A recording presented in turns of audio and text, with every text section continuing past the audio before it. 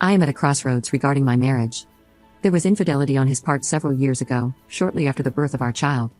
He claims there was nothing physical, just an emotional affair, but he never told me who it was with. I was devastated and didn't have evidence that it was physical, so I decided to accept his story. With the help of a therapist and a focus on activities I enjoy, I was able to rebuild my self-confidence. Although our relationship has never fully recovered to the way things were before the affair, things have been peaceful in our house. Recently, I've realized that I want more from my marriage. Our child is older and less dependent on me. I'm stable in my career, and we are debt-free. I feel healthier and more in control of my life than ever before. My drive for bedroom intimacy has come back stronger than ever, and I have a zest for life that I haven't had since before the affair, but my husband seems content with the way things are. He doesn't put any effort into spending time with me, there is no intimacy on his part, and he does not initiate in the bedroom. To be honest, he does not seem very interested in me.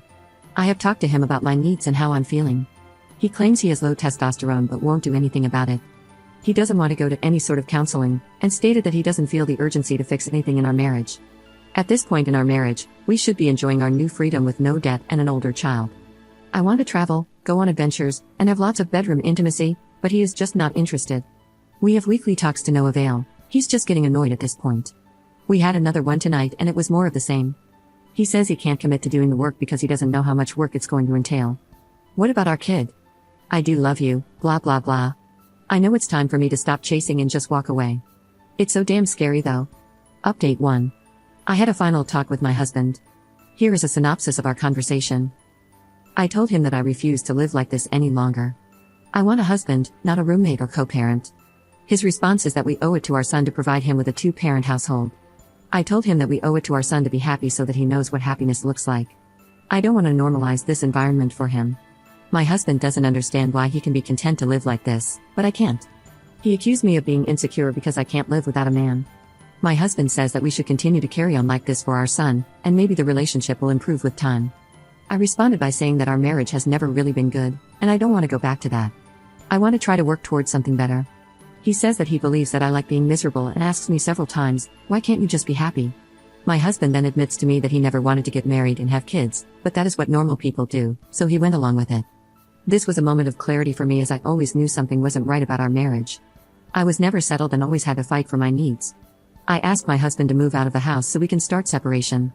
He refused, saying that it would be too hard on him. I obviously can't leave because I am the main caregiver of our son, and I am not willing to uproot him. When we separate, I'd like my son to continue to have this home as his primary residence. After the moment of clarity came an intense wave of sadness. I am now questioning everything in my life. I started to cry, and he got frustrated and left, and we have not said anything to each other since. We briefly discuss household duties and childcare, but that's it. My husband has been helpful around the house, with our son's school activities and schedule, very attentive to our son, polite and not nasty, planning family game nights, and suggesting things we can do together as a family, most of the things I begged him to do for the last 16 years. This is just confusing and infuriating. Why now when I have one foot out the door? I really don't know what to do at this point. He doesn't want me to leave but won't stop me if I do. He won't leave but has stated verbatim that he refuses to work on our marriage. I am totally confused and am seeking advice. Please note, just leaving is not an option for me. I'd have to leave my son, and that is not an option. Update 2. I have contacted a divorce lawyer just to see what my options are, and he was so incredibly helpful. We'd approach it as an uncontested divorce, splitting everything 50-50. My heart breaks at the thought of not seeing my child every day. We have a very good relationship, and I'm the person he talks to about stuff, but I do not want him to think that this is healthy for me, because it's not. I'm constantly questioning my worth and what I did wrong. Thank you all for your honest feedback. Update 3. Hi everyone, it's been over a year since I posted in this community but wanted to give you an update since you all were kind enough to offer advice on my earlier posts.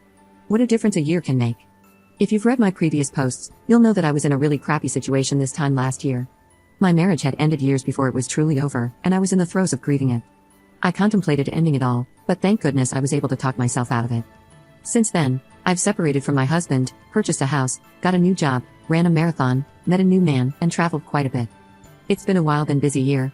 I won't get into all the details of the adventures I've had, but if you'd like to know more, just message me. Now that I've slowed down, I'm sitting here on the eve of Thanksgiving reflecting on the year. A few of my thoughts: they say marriage is hard, and divorce is hard, and to choose your hard. Divorce is definitely much harder, and it's something I would not celebrate unless the person is in danger. There are times where I wonder if I did the right thing. Not because I miss my ex, but because I was safer married.